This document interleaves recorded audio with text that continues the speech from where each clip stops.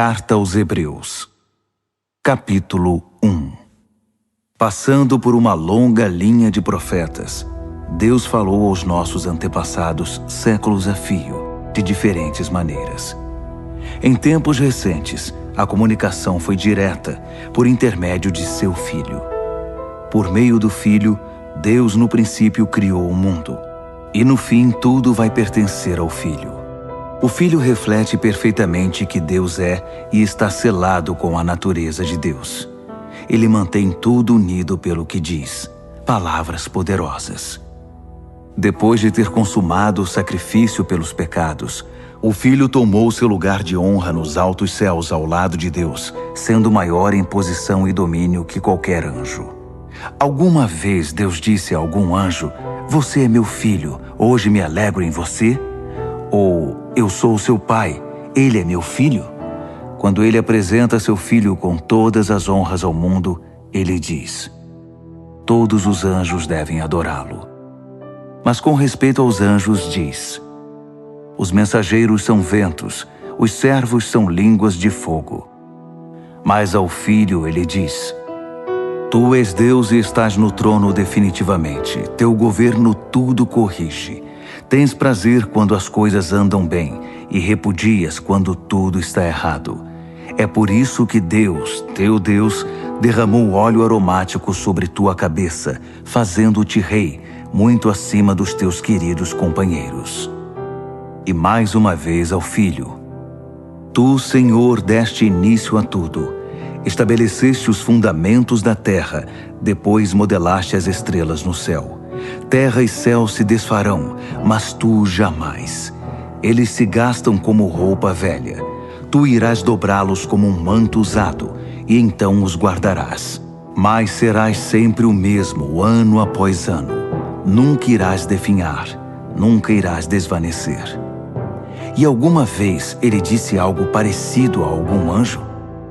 "Assente-se aqui ao meu lado direito, até que eu faça dos seus inimigos um descanso para os pés". Não é óbvio que todos os anjos são enviados para ajudar os que foram designados para receber a salvação? Hebreus, capítulo 2.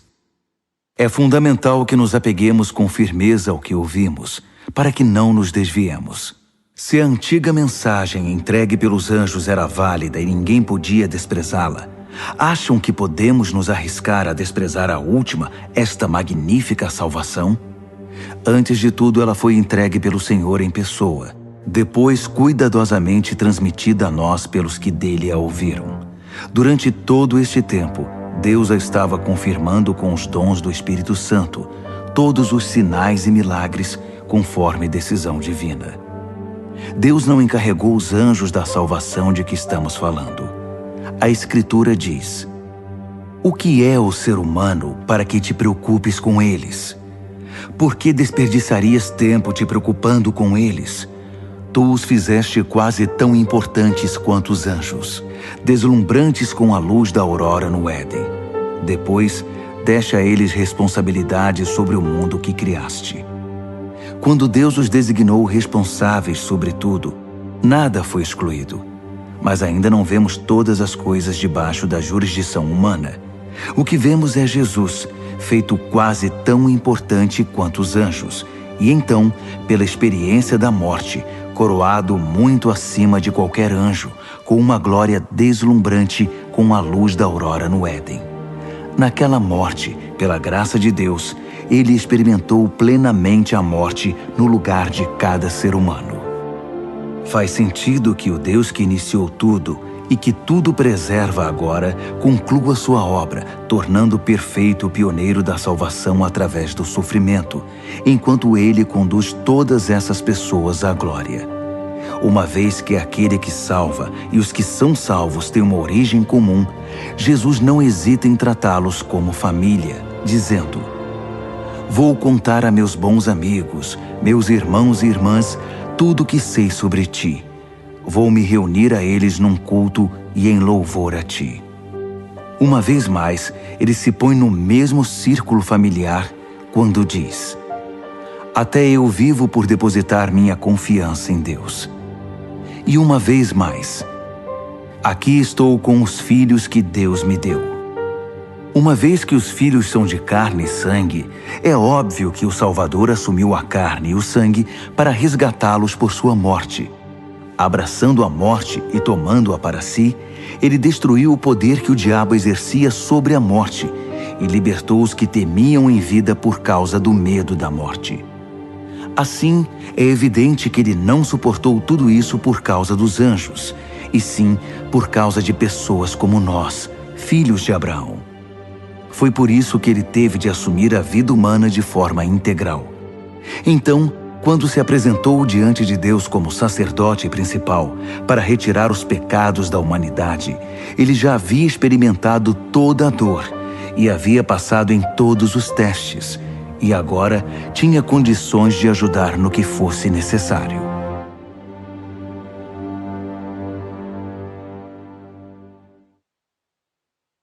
Hebreus, capítulo 3.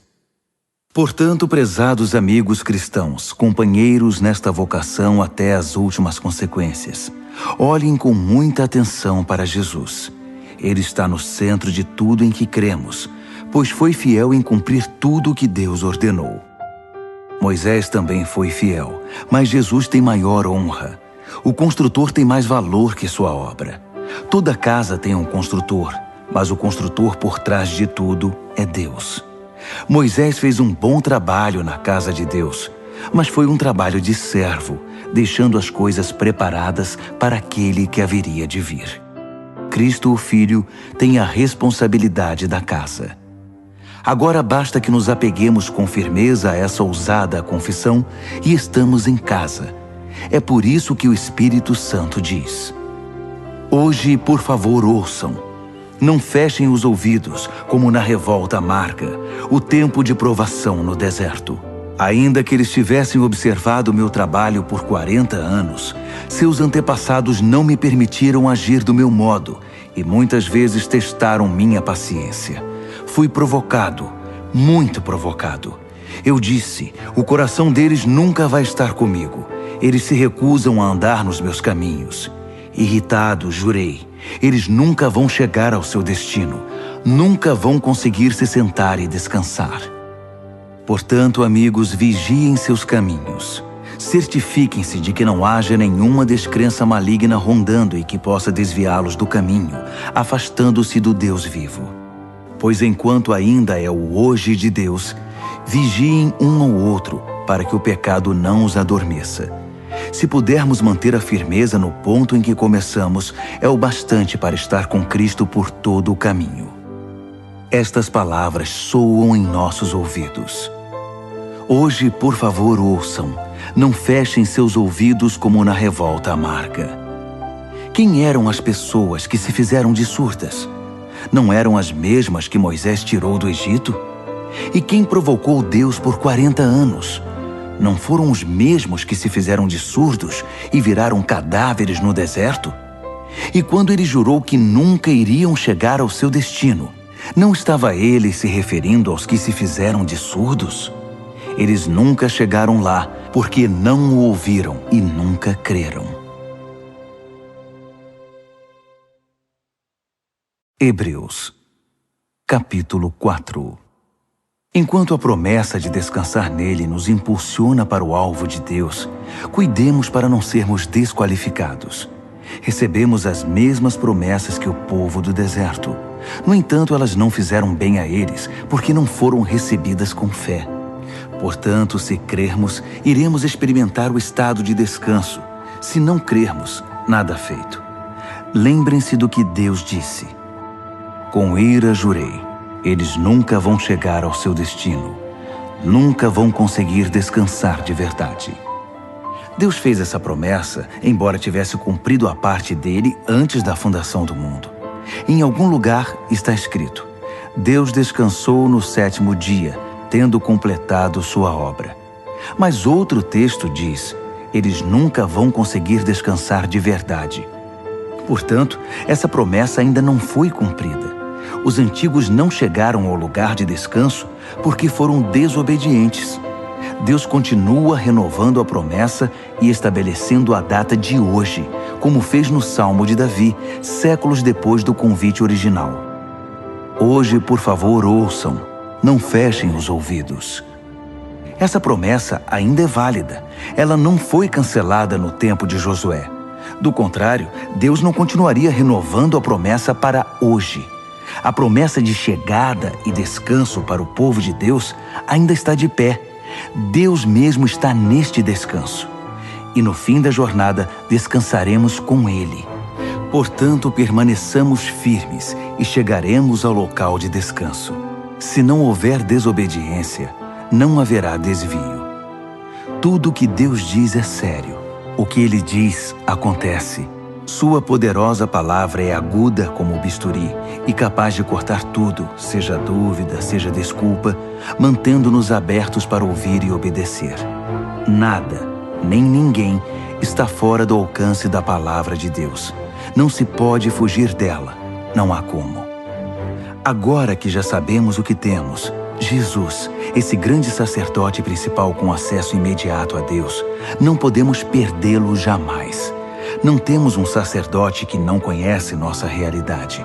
Ele experimentou fraqueza e provações, e experimentou tudo, menos o pecado.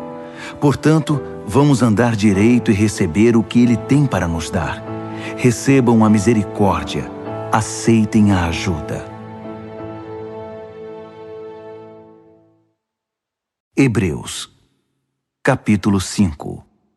Todo sacerdote principal, selecionado para representar o povo diante de Deus e oferecer sacrifícios pelos pecados deles, deve ser paciente com as falhas deles, pois essa também é a sua própria experiência.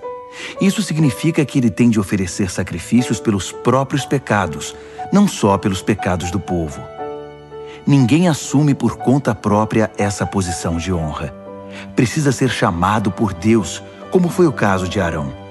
Nem Cristo se presumiu sacerdote principal. Ele também foi separado por aquele que disse: Tu és meu filho, hoje me alegro em ti. Em outro lugar, Deus declara: Tu és sacerdote para sempre, na ordem real de Melquisedeque. Enquanto viveu na terra, antecipando a morte, Jesus clamou de dor e lamentou de tristeza, enquanto apresentava suas orações sacerdotais a Deus.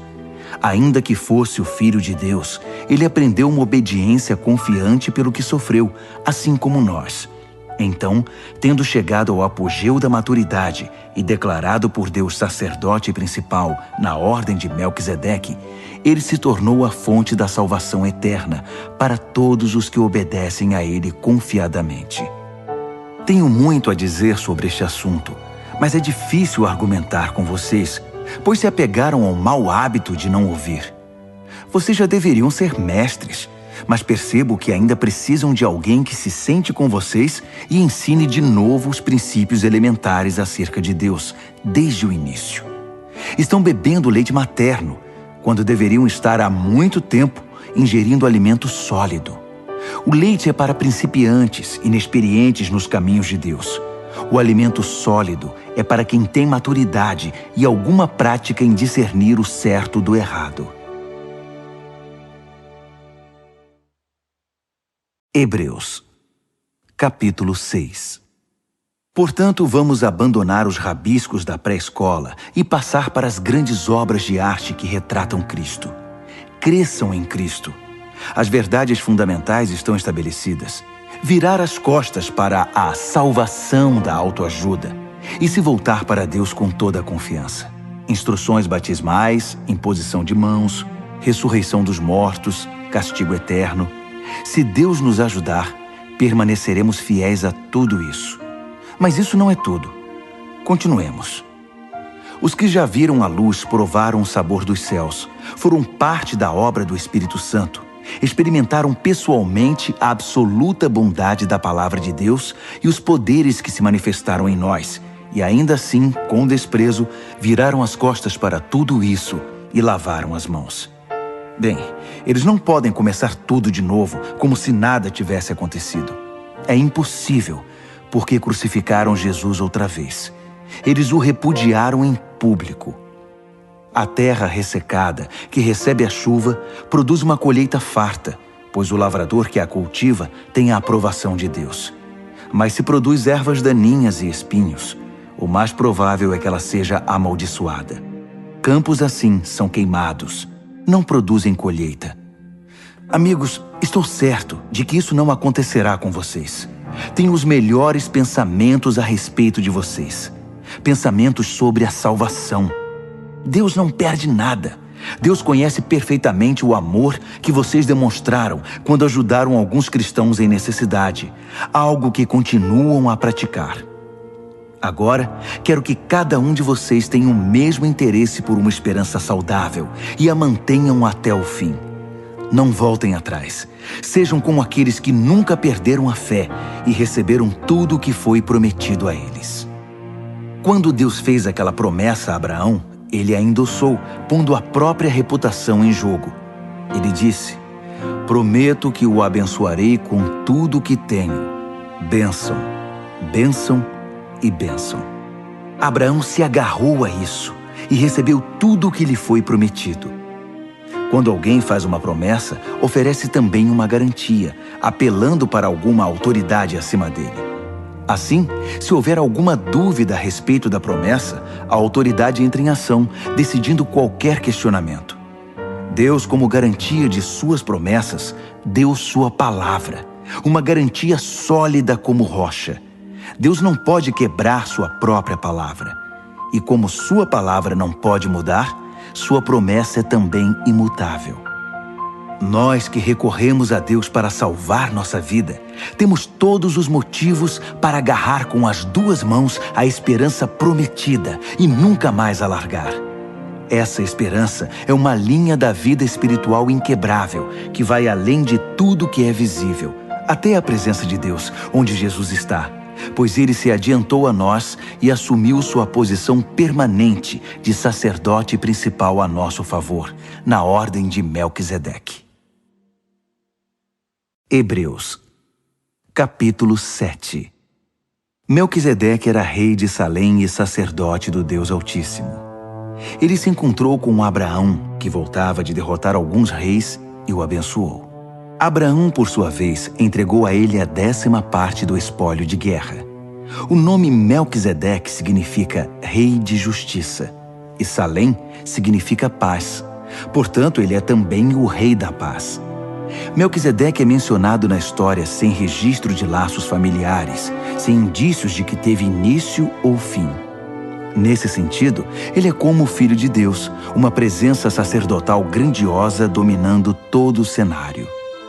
Podemos deduzir que Melquisedeque era alguém muito importante pelo fato de nosso pai Abraão ter dado a ele o dízimo dos despojos.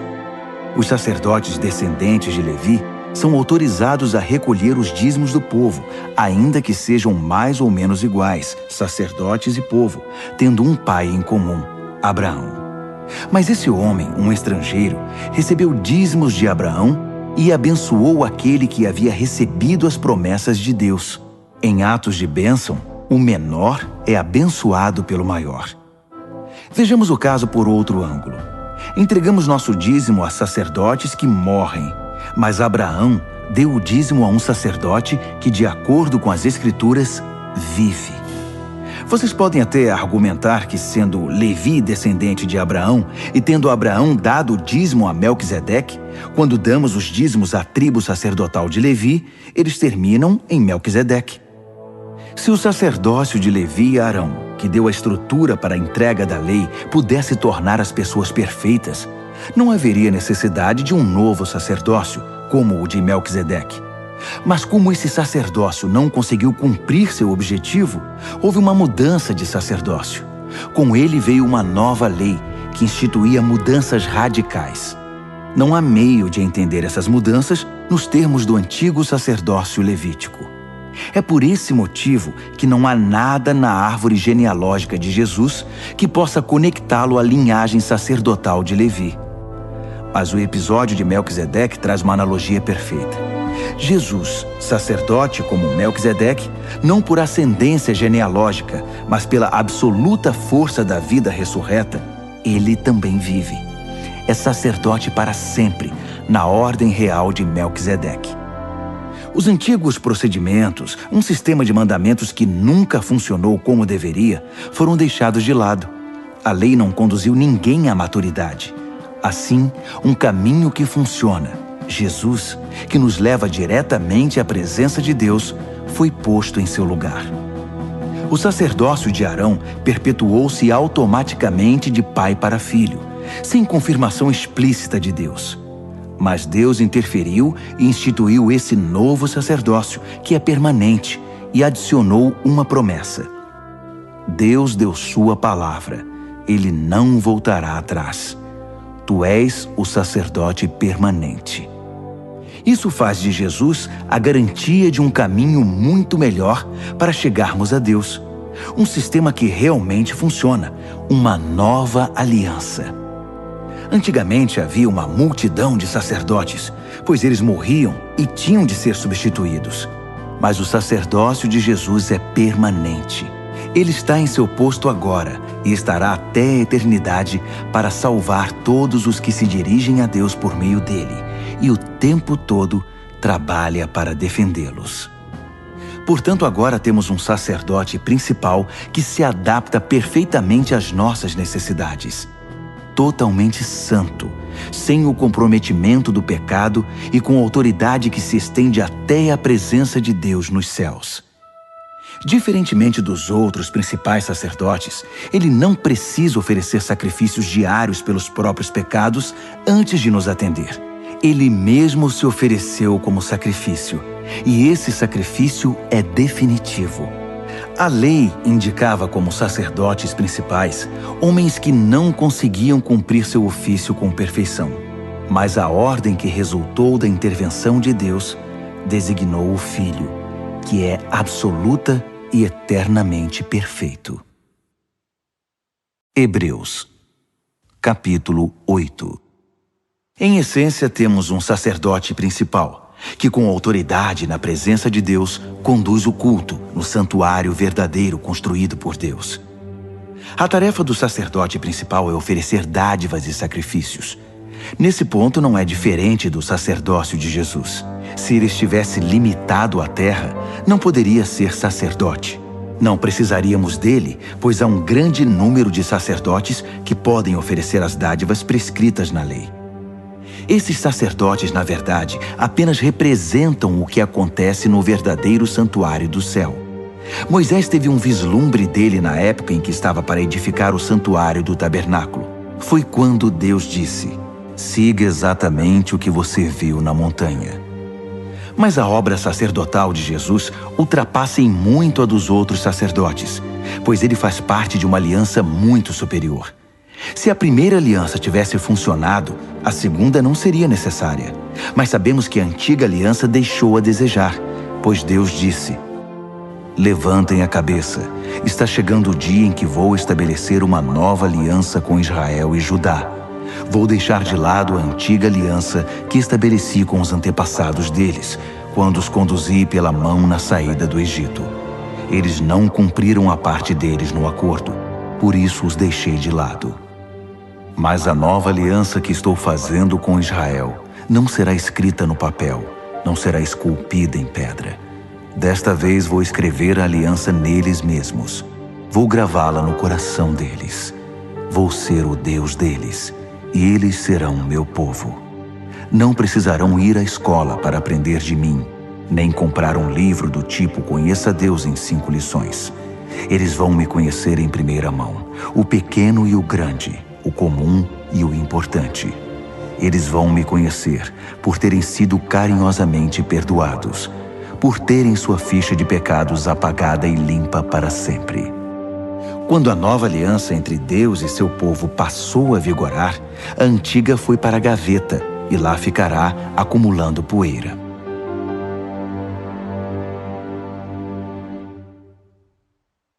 Hebreus, capítulo 9. A primeira aliança continha orientações para o culto e contava com um lugar designado especialmente para realizá-lo. Uma grande tenda exterior foi montada. Ela abrigava o candelabro, a mesa e o pão da presença. Esse local era conhecido como Lugar Santo.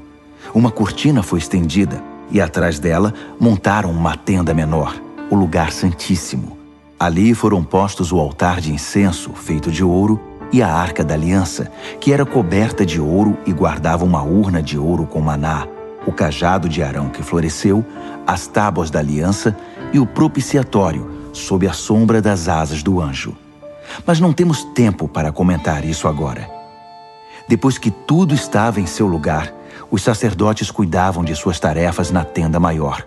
Mas apenas o sacerdote principal entrava na tenda interior, a menor, e isso uma vez por ano, para oferecer um sacrifício de sangue pelos próprios pecados e pelos pecados acumulados do povo.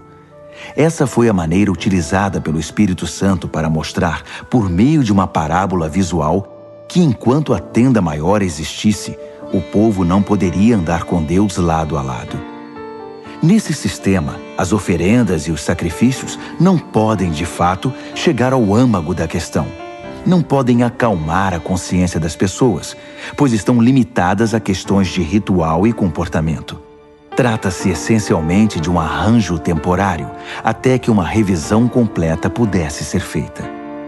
Mas quando o Messias, o sacerdote principal dos assuntos superiores da nova aliança, entrou em cena, ele ignorou o antigo tabernáculo e seus utensílios, neste mundo criado, e se dirigiu diretamente ao tabernáculo dos céus, o verdadeiro lugar santo, para exercer um ministério perfeito. Ele também descartou os sacrifícios que consistiam em sangue de bezerros e de bodes, e os substituiu pelo oferecimento do próprio sangue. Esse foi o preço da nossa libertação definitiva. Se o sangue de animais e outros rituais de purificação tiveram algum efeito positivo sobre nosso comportamento e nossa religião, imaginem quanto mais o sangue de Cristo é capaz de purificar nossa vida, por dentro e por fora. Por meio do Espírito, Cristo ofereceu-se como sacrifício sem defeito e nos libertou dos esforços inúteis para que nos tornássemos pessoas respeitáveis e pudéssemos viver para Deus. Assim como um testamento só tem efeito depois da morte de quem o fez, a nova aliança foi iniciada com a morte de Jesus. Sua morte assinalou a transição da antiga aliança para a nova, cancelando as antigas obrigações e os pecados que as acompanhavam, e convocando os herdeiros a receber a herança eterna que foi prometida a eles. Reuniu Deus e seu povo neste novo caminho. Mesmo na primeira aliança, houve a necessidade de uma morte para sua confirmação. Depois de ler todos os termos da aliança da lei, o testamento de Deus, Moisés pegou o sangue dos animais sacrificados e, num gesto solene, aspergiu-o sobre o documento e sobre o povo, que era o beneficiário. Ele atestou sua validade com as palavras: "Este é o sangue da aliança ordenada por Deus." Fez o mesmo com o local de culto e seu mobiliário. Moisés disse ao povo: "Este é o sangue da aliança que Deus firmou com vocês." Num testamento, pode-se dizer que tudo gira em torno da morte. É por isso que o sangue, a evidência da morte, é tão usado em nossa tradição, especialmente no que se refere ao perdão de pecados. Isso indica a proeminência do sangue e da morte em todas aquelas práticas secundárias que apontam para as realidades do céu. Indica também que quando o que é real assume seu lugar, os sacrifícios de animais não são mais necessários, pois já cumpriram seu propósito. Cristo não entrou na versão terrestre do lugar santo.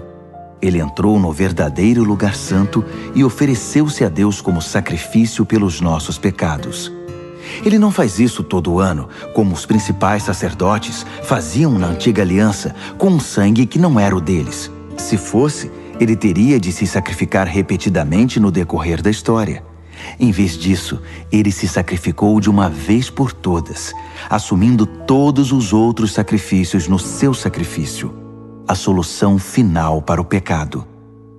Todo mundo tem de morrer uma vez e depois encarar as consequências de sua vida. A morte de Cristo também foi um acontecimento único, mas foi um sacrifício que levou nossos pecados para sempre. Assim, da próxima vez que ele se manifestar, o resultado para os que estão ansiosos por encontrá-lo será exatamente a salvação. Hebreus, capítulo 10. A antiga aliança era apenas um vislumbre das boas coisas da nova aliança. Uma vez que a antiga aliança da lei não era completa em si mesma, ela não poderia aperfeiçoar os que participavam dela. Não importa quantos sacrifícios oferecessem ano após ano, jamais conseguiriam uma solução definitiva. Se tivessem conseguido, os adoradores seguiriam cada um o seu caminho alegremente, não mais presos aos seus pecados. Mas em vez de remover a consciência do pecado, a repetição dos sacrifícios de animais, na verdade, só realçava a preocupação e a culpa, porque o sangue de touros e de bodes não tem poder para eliminar pecados. É isso que a profecia quer dizer nas palavras de Cristo. Tu não queres sacrifícios e ofertas ano após ano, e me preparaste um corpo para o sacrifício. Não é o aroma ou a fumaça do altar que te dá prazer. Então eu disse, estou aqui para fazer do teu modo, ó Deus, como está determinado no teu livro. Quando ele diz, tu não queres sacrifícios e ofertas, está se referindo às práticas da antiga aliança. Quando acrescenta, estou aqui para fazer do teu modo, deixou de lado o sistema antigo para promulgar a nova aliança, o modo de Deus, por meio do qual nos tornamos perfeitos para Deus pelo sacrifício único de Jesus.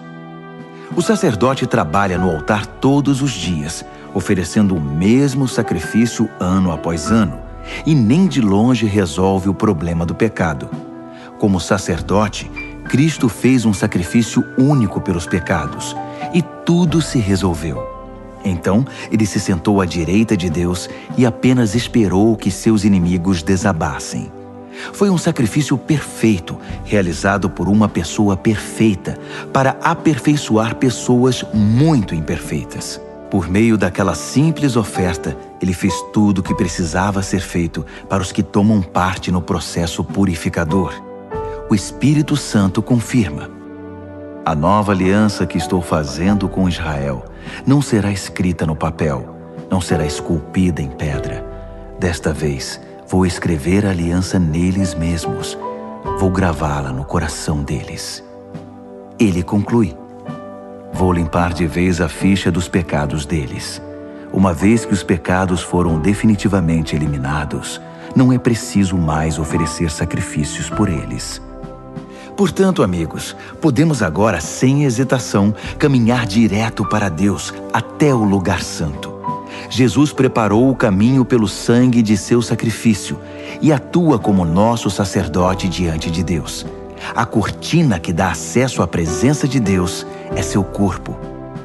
Então, avante, cheios de fé, confiantes de que estamos apresentáveis para Ele, vamos nos agarrar às promessas que nos fazem prosseguir. Ele sempre mantém sua palavra. Sejamos criativos no amor, no encorajamento e na ajuda. Não evite as reuniões de culto, como alguns fazem, desprezando os irmãos, ainda mais agora que o grande dia se aproxima.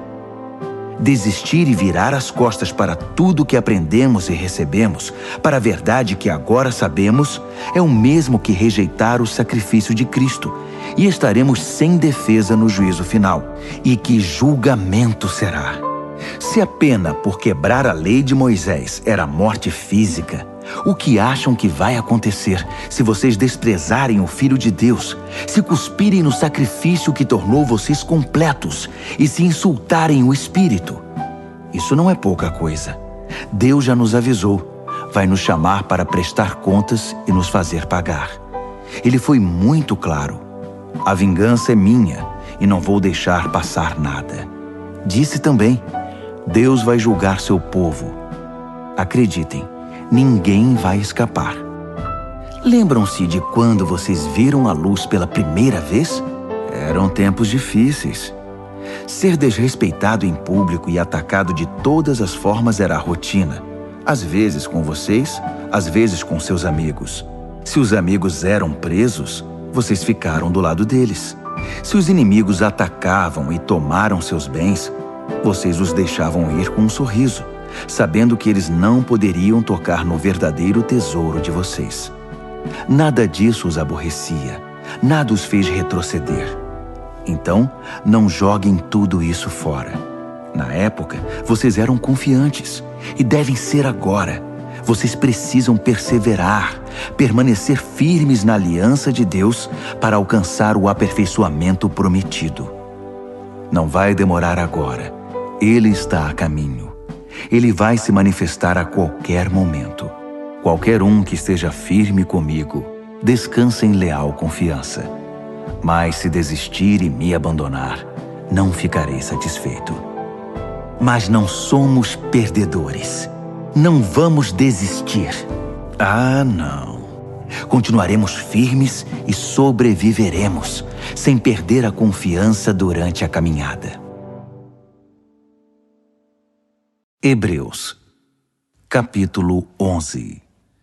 O fato essencial da existência é que esta confiança em Deus, esta fé, é o alicerce sólido que sustenta qualquer coisa que faça a vida digna de ser vivida. É pela fé que lidamos com o que não podemos ver.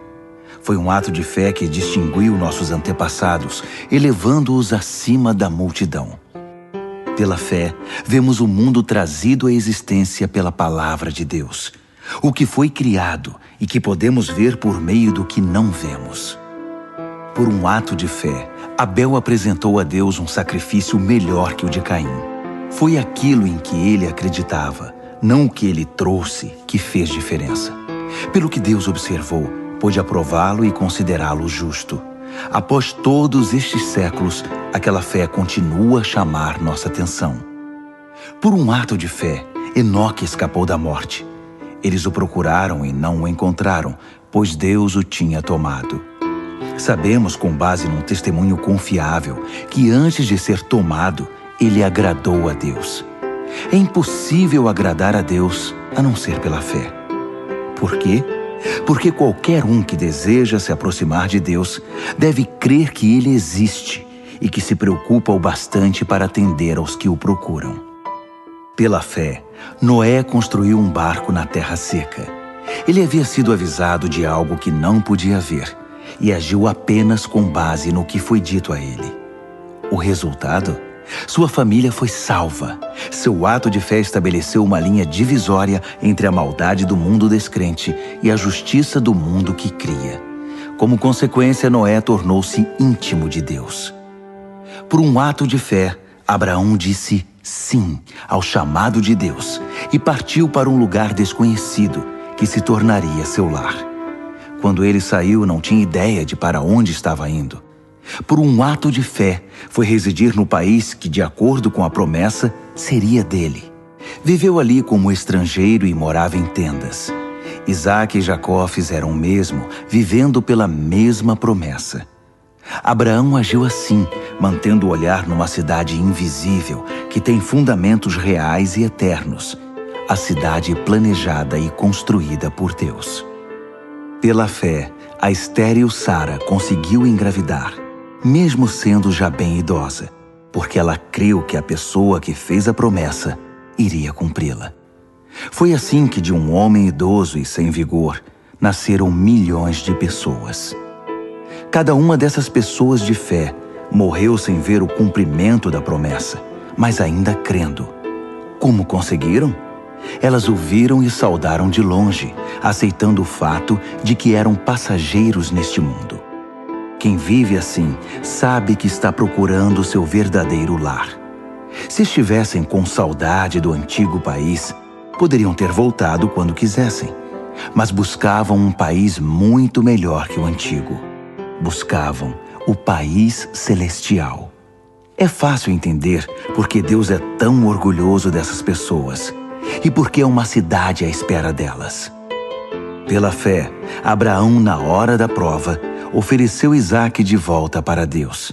Agindo com fé, ele estava disposto a devolver o filho prometido, seu único filho, assim como se havia mostrado feliz em recebê-lo.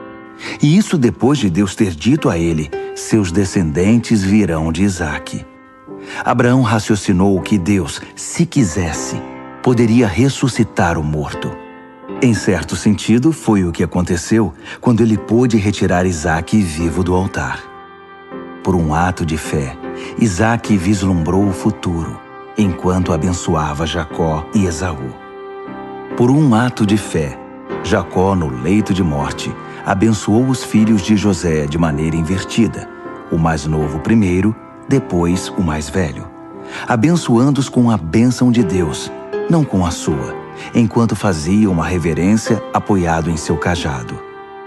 Por um ato de fé, José, na hora da morte, profetizou o êxodo de Israel e deixou instruções quanto ao próprio sepultamento. Por um ato de fé, os pais de Moisés, após seu nascimento, o esconderam por 3 meses. Eles perceberam a beleza do bebê e desafiaram o decreto real. Pela fé, Moisés, já adulto, recusou os privilégios da casa real egípcia. Preferiu a vida dura com o povo de Deus, em vez de se entregar à vida fácil de pecados com os opressores. Ele preferiu o sofrimento no arraial do Messias, à riqueza dos egípcios, porque enxergava adiante, antecipando a recompensa. Por um ato de fé, ele virou as costas para o Egito, sem ligar para a fúria do rei. Ele tinha o olhar naquele que ninguém pode ver e continuou firme. Por um ato de fé, celebrou a Páscoa e aspergiu o sangue da Páscoa em cada casa, para que o destruidor dos primogênitos não tocasse em ninguém. Por um ato de fé, Israel atravessou o Mar Vermelho em terra seca. Os egípcios tentaram fazer o mesmo e se afogaram. Por um ato de fé, os israelitas marcharam ao redor das muralhas de Jericó durante 7 dias, e as muralhas caíram. Por um ato de fé, Raabe, a prostituta de Jericó, acolheu os espiões e escapou da destruição que veio sobre os que se recusaram a confiar em Deus. Poderia prosseguir, mas não há tempo. Ainda há muitos outros: Gideão, Baraque, Sansão, Jefté, Davi, Samuel, os profetas. Por seus atos de fé, eles venceram reinos, fizeram obras de justiça, viram promessas cumpridas. Foram protegidos de leões, incêndios e ameaças de morte. Transformaram a desvantagem em vantagem. Venceram batalhas, afugentaram exércitos invasores. Mulheres receberam seus queridos de volta dos mortos. Foram eles que, sob tortura, se recusaram a desistir e ser libertados, preferindo algo melhor, a ressurreição. Outros enfrentaram abusos, açoites e, sim, algemas e prisões. Temos informação de alguns que foram apedrejados, cerrados ao meio, assassinados a sangue frio. Histórias de homens vagando pela terra em peles de animais, sem teto, sem amigos, sem força. O mundo não os mereceu, vivendo como podiam nas periferias cruéis do mundo. Entretanto, nenhum desses exemplos de vida de fé puseram a mão na recompensa prometida. Deus tem um plano melhor para nós. Que nossa fé se junte a deles para formar um todo completo, como se a vida de fé que eles tiveram não fosse completa sem a nossa.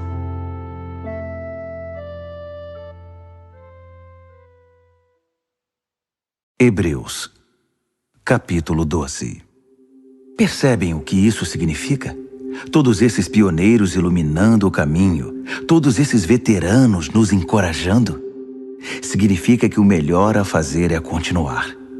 Livres dos acessórios inúteis, comecem a correr e nunca desistam.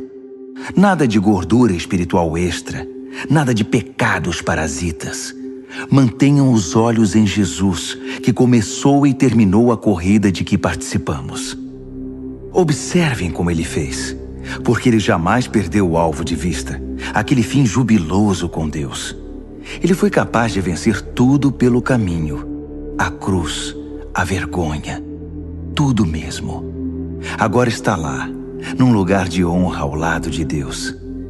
Quando se sentirem cansados no caminho da fé, Lembrem-se da história dele, da longa lista de hostilidade que ele enfrentou. Será como uma injeção de adrenalina na alma. Nessa luta incessante contra o pecado, outros sofreram muito mais que vocês, sem falar no que Jesus enfrentou, todo aquele derramamento de sangue. Portanto, nada de autocomiseração. Ou vocês já se esqueceram de que os bons pais tratam bem os filhos e que Deus trata vocês como filhos dele? Meus filhos queridos, não desprezem a disciplina de Deus. Também não sejam esmagados por ela. Ele disciplina o filho que ama. O filho que ele abraça, ele também corrige. Deus está educando vocês. É por isso que vocês nunca devem desistir. Ele está tratando vocês como filhos queridos. Essa provação que vocês estão enfrentando não é um castigo, é um treinamento, a experiência normal dos filhos. Só pais irresponsáveis deixam os filhos por conta própria. Vocês gostariam que Deus fosse irresponsável? Se respeitamos nossos pais que nos educaram e não nos mimaram, por que não aceitar a disciplina de Deus para que possamos viver de verdade? Quando éramos crianças, nossos pais faziam o que para eles parecia o melhor. Mas Deus está fazendo o que é melhor para nós.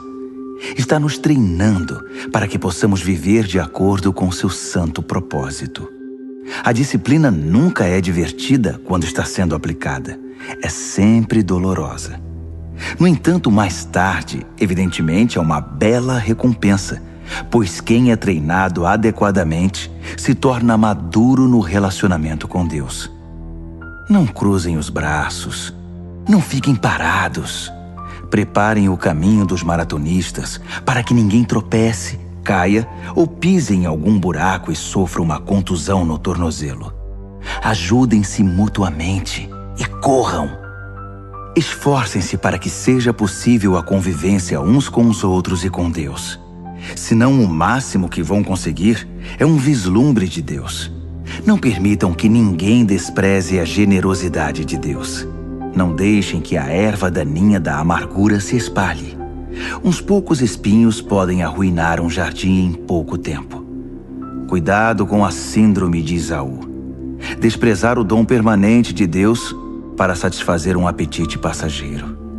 Vocês sabem que Esaú mais tarde se arrependeu daquele ato impulsivo e tentou, ora com lágrimas, ora sem lágrimas, recuperar a bênção de Deus. Mas já era tarde demais. Diferentemente dos seus antepassados, vocês não foram até o Monte Sinai, aquele fogo como que de vulcão e estrondo de terremoto, para ouvir Deus falar. As palavras ensurdecedoras e a mensagem forte a ponto de balançar a alma os aterrorizaram, e eles imploraram que parasse. Quando ouviram a frase, se um animal tocar a montanha deverá morrer, ficaram com medo até de se mexer. Até Moisés ficou assustado. Essa não é de modo algum a experiência de vocês. Vocês chegaram ao Monte Sião, a cidade onde o Deus vivo reside. A Jerusalém invisível é habitada por multidões de anjos festivos e cidadãos que creem.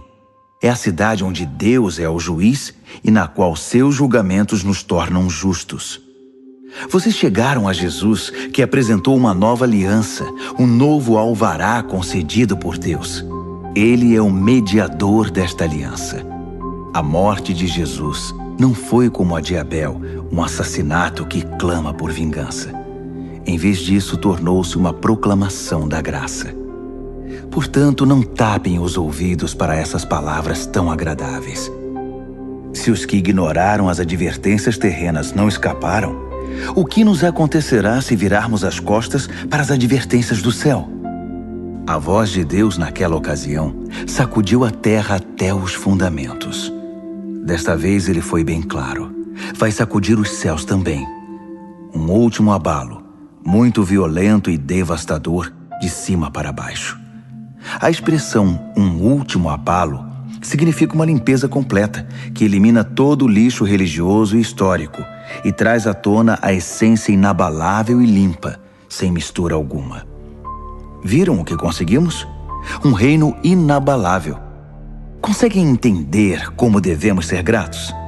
Não apenas agradecidos, mas em atitude de adoração profunda e reverentes na presença de Deus. Pois Deus não é um espectador indiferente. Ele está ativamente limpando a casa, queimando tudo o que precisa ser queimado, e não vai desistir até que toda a sujeira desapareça. O próprio Deus é o fogo.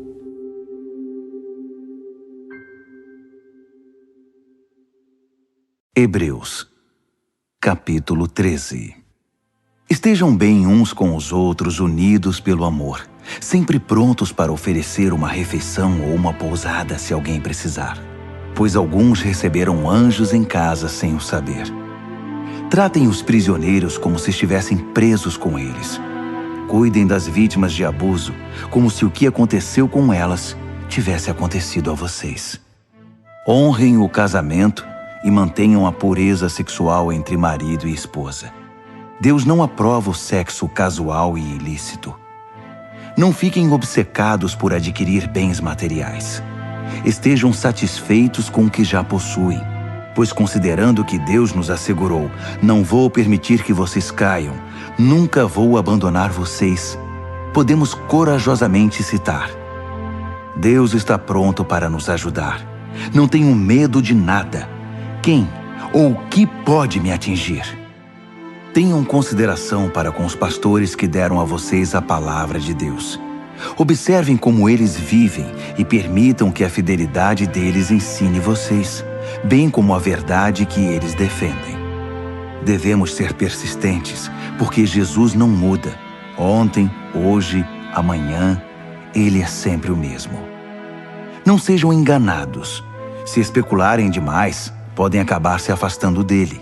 A graça de Cristo é o único fundamento adequado à vida. Produtos com o nome de Cristo não fazem muito pelos que os compram.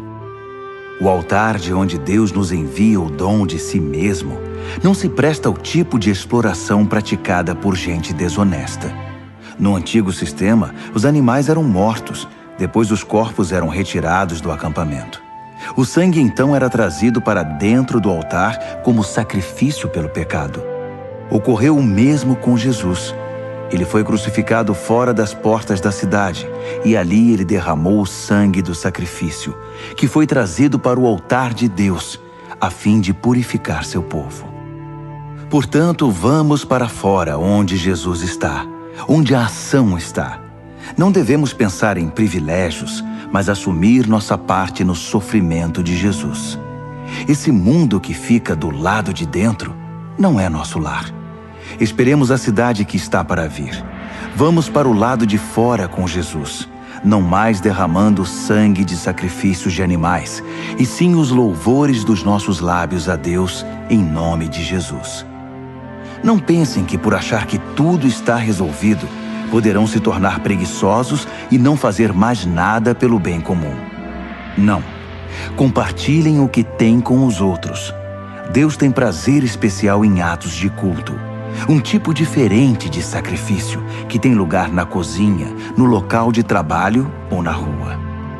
Sejam obedientes aos seus pastores. Ouçam o conselho deles. Eles estão atentos à condição da vida de vocês e trabalham sob a estrita supervisão de Deus. Contribuam para que a liderança deles seja alegre, não penosa. Por que tornar as coisas mais difíceis? Orem por nós. Não temos dúvida quanto ao que fazemos ou por que fazemos, mas é um trabalho difícil e precisamos das suas orações. Tudo o que queremos é viver bem na presença de Deus. Orem para que possamos nos reunir em breve.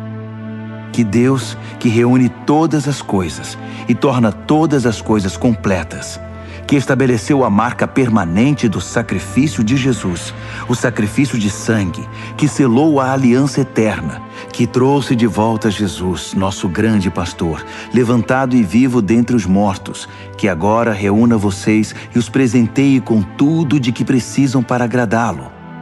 Que Deus faça de nós aquilo que dê mais prazer a Ele, por meio do sacrifício de Jesus, o Messias. Toda glória seja dada a Jesus, para sempre e eternamente. Amém, amém, amém. Amigos, por favor, Levem muito a sério o que escrevi a vocês. Escrevi da maneira mais resumida que pude. Portanto, há muita coisa que não falei. Vocês vão gostar de saber que Timóteo saiu da prisão. Se ele vier logo, vou com ele visitar vocês. Transmitam uma palavra de saudação aos seus pastores e a todas as congregações. Todos aqui na Itália enviam lembranças.